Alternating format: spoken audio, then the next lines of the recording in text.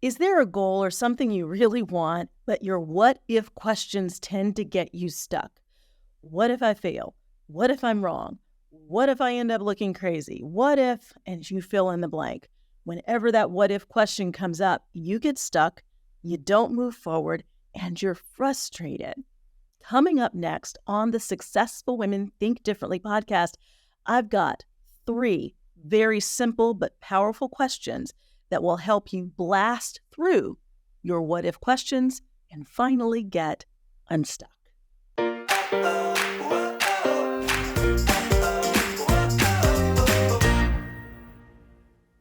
So I talked on the last episode about these 4 core fears that often get us stuck: our fear of failure, fear of success, fear of disapproval or rejection, and fear of uncertainty, that fear of losing control.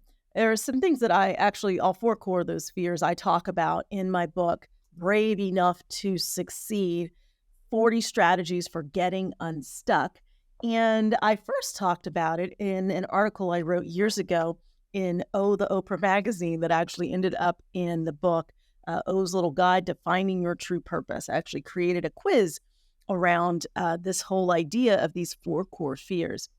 But in this episode, I want to talk about how those fears get us stuck. And usually it's up here.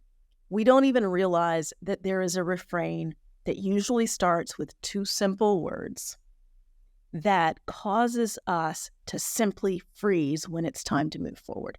And those 2 words are, what if?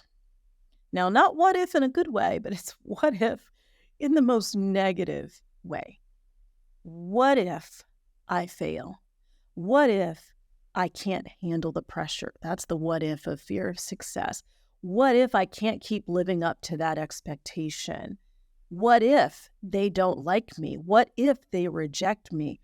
What if I totally lose control? What if I'm wrong about how I think this plan is going to unfold, and then I find myself out there having stepped out on faith and regretting it? What if questions. They get us stuck a lot over the years.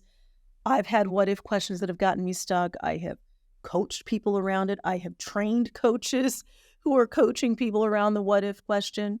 I mean, simple ones like, gosh, I've coached entrepreneurs who were looking to grow and expand, but were afraid, right? They were afraid of the uncertainty, and fear of uncertainty would cause them to say things like, well, what if things are going great now? What if things stop going so well and then I don't have the money to pay my people?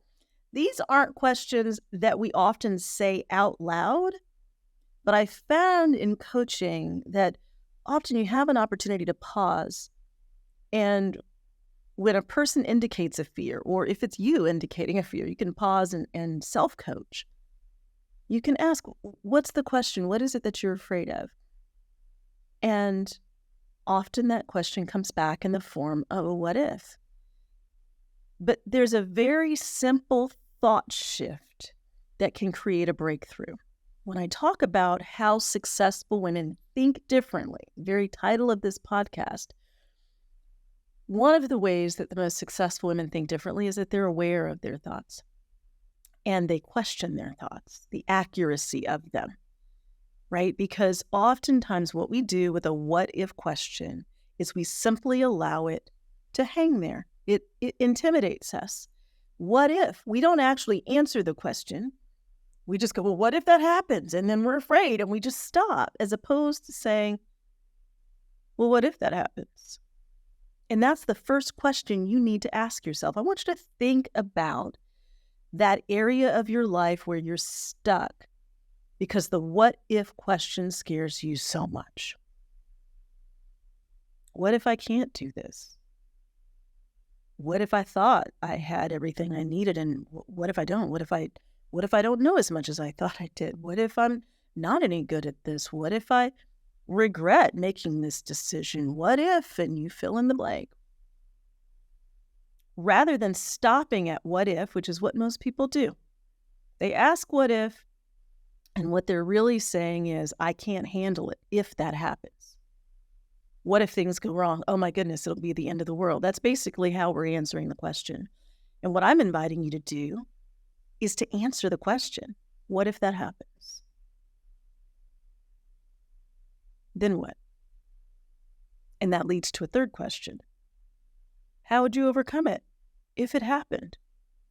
So you start with, what are you afraid of? Well, I'm afraid that if, right? It's a what if. And then what if that happens? Oh, well, if that happened, I guess I'd have to deal with it head on. Like when I've coached entrepreneurs that had a fear around revenue, what if that happens? Well, I guess either we will quickly need to come up with a plan that's going to tweak our approach and help us increase revenue, or we're going to have to make some adjustments. That's it. Either we increase our income or we decrease expenses. If things don't go as planned, it's not the end of the world. Businesses do it all the time. Your question might be, what if I don't have what it takes? Okay, what does it take? What are you lacking? How could you shore up that skill? How could you learn it? How could you invite somebody in the process who has the skill and therefore it's no longer lacking, right? What if I fail? Well, I guess I'm going to have a plan B. I guess I'm going to have to try again. I guess I'm going to have to, and you fill in the blank.